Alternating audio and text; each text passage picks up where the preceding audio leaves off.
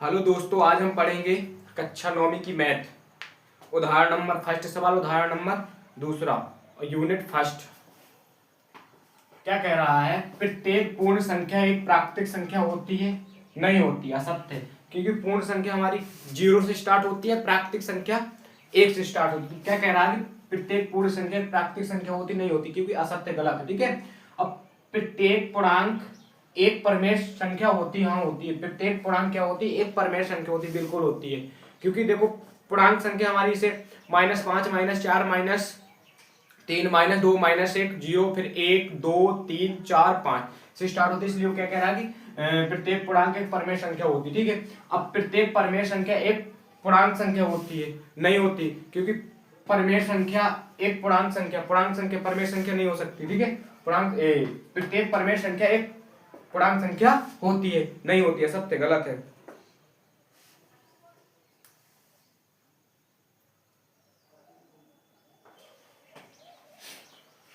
अब उदाहरण नंबर दूसरा, 1 और 2 के बीच 5 परमेय संख्या कैसे निकालते हैं? यहां पर लिखेंगे हल। 1 और 2 के बीच 5 परमेय संख्या। ठीक है। तो अब 5 निकालना है, तो 5 + 1 कर देंगे तो क्या हो जाएगा? 6 हो जाएगा। अब मुझे क्या करना है? 1 में 6/6 का गुणा करना है। यहाँ पर 1 × 6/6 और 2 × 6/6, ये जिनके बीच की 5 परमेय संख्या निकालना है। अब 1 का गुणा 6 में करेंगे 6 आएगा, 6/6, और 2 का गुणा करेंगे 6 दूनी 12/6। अब इनके बीच अपन को 5 परमेय संख्या निकालना। अब 6/6 को छोड़ देंगे, 12/6 को, तो 6 के बाद क्या था? 7/6, 8/6, 9/6, 10/6, 11/6, ये आ गई। अब जो कट रहा है उनको काट दे, जिससे हमारा ये कट जाएगा। 2 चौको 8, 2 3 6, अभी 3 दूनी 6, 3 3 9, 2 5 10, 2 3 6। अब निकल आई हमारी 7/6, 4/3, 3/2, 5/3, 11/6, ये निकल आई। तो लिख सकते हैं, अतः 1 और 2 के बीच 5 परमेय संख्या। 7/6, 4/3, 3/2, 5/3 और 11/6 होंगी। ये होगा हमारा आंसर। ठीक है।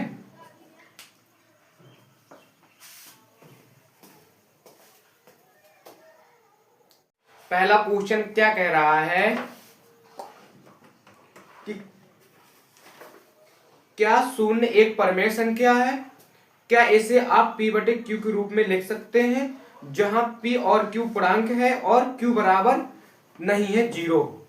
तो हाँ 0 बराबर p/q, जहां p एवं q क्या है? पूर्णांक है, तथा p बराबर 0 एवं q बराबर 0 नहीं है। पहले का आंसर ये है। अब दूसरा क्वेश्चन क्या कह रहा है कि 3 और 4 के बीच में 6 परमेय संख्या ज्ञात कीजिए। अपन को 3 और 4 के बीच में 6 परमेय संख्या ज्ञात करना है। ठीक है। बिल्कुल सिंपल सा। देखो, अब 6 परमेय संख्या निकालना है, तो यहां पर अपन क्या कर देंगे? 6 + 1 कर देंगे। इसको क्या हो जाएगा? 7 हो जाएगा। अब मुझे 7/7 का गुणा किस में करना है? 3 में करना है। तो 3 × 7/7 और 4 × 7/7 करना है। ठीक है। अब इनका गुणा कर देंगे तो 21/7 हो जाएगा, और दूसरा 7 चौको 28/7 हो जाएगा। अब मुझे 3 और 4 के बीच में 6 परमेय संख्या निकालना। अब 21/7 को छोड़ देंगे और 28/7 को छोड़ देंगे, निकल आएंगे। तो क्या हो जाएगा? 22/7, 23/7, 24/7, 25/7, 26/7 और 27/7 ये निकाल आए तो लिख देंगे अतः 3 और 4 के बीच 6 परिमेय संख्या कोष्टक में लिख देंगे 22/7, 23/7, 24/7, 25/7 और 26/7। नहीं 1 2 3 4 5 हाँ और 27/7 होंगी। ये है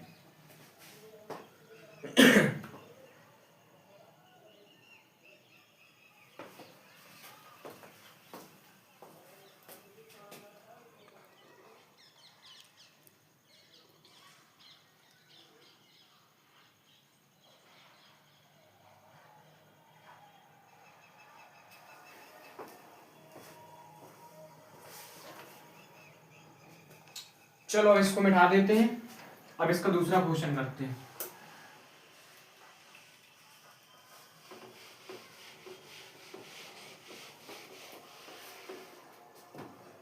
अब एक क्वेश्चन आता है इसका तीसरा, 3/5 और 4/5 के बीच 5 परिमेय संख्या।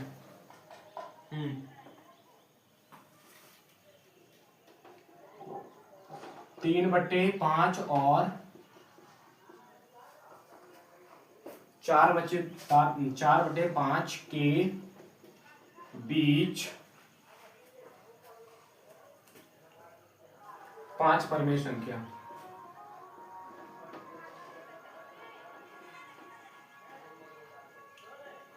ठीक है, देखो कैसे निकालना। अब 5 निकालना है, सिंपल सा वही करना है। 5 है तो 5 + 1 करके क्या हो जाएगा, 6 हो जाएगा। अब अपन को 6 का गुणा 3/5 में करना है, 6/6 और 4/5 गुणे 6/6 गुणा कर दे। 3 18, 5 30 और 4 24, 5 30। अब 18/30 को छोड़ देना, 24/30 को छोड़ दे, इनके अंदर की संख्या निकाल लेते। 18 बाद 19/30, 20/30, 21/30, 22/30, 23/30 ये निकाल आई 5 परिमेय संख्या। तो लिख देंगे अतः 3/5 और 4/5 के बीच 5 परिमेय संख्या। कोष्टक में लिख लेंगे 19/30, 20/30, 21/30 और 22/30, 23/30 होंगी। ये है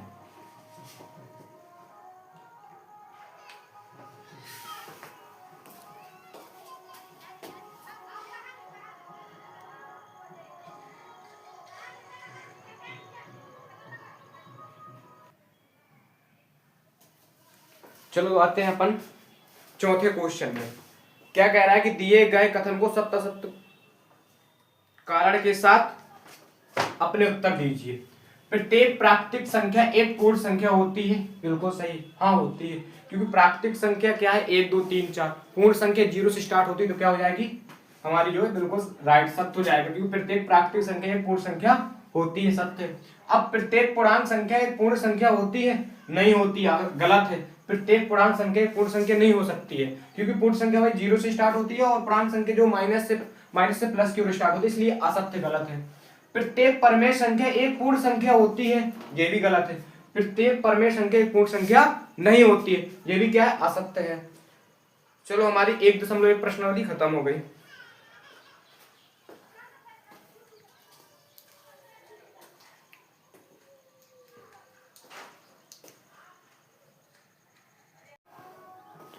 हेलो दोस्तों, अब पढ़ते हैं अपन 1.2।